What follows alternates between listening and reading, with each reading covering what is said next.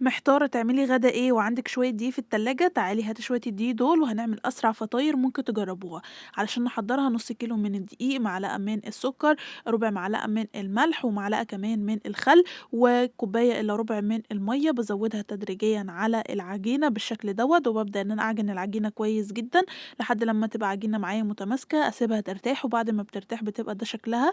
بابدأ إن أنا أفردها كويس جدًا على شكل مستطيل، وبعد كده بابدأ إن أنا أجيب معلقتين كبار من الزبدة، وبادهن الزبدة كده بالشكل ده، وباقفّلها على شكل منديل، وما بين كل طبقة وطبقة بادهن برضه شوية من الزبدة، وأقفّلها وأسيبها بس 5 دقايق على الرخامة لحد لمّا ترتاح معايا. بعد ما بترتاح ده بيكون شكلها، بافردها على شوية من الزيت، وبابدأ إن أنا أفردها بسمك يعني ولا تخين أوي ولا رفيّع أوي. بابدأ بعد كده إن أنا أقطّعها على حجم الفطاير اللي أنا عايزاها. بابدأ إن أنا آخد كده مربّع، مربّع، وبابدأ إن أنا أحشي أي حشوة بقى متاحة عندِك. أنا حشيتها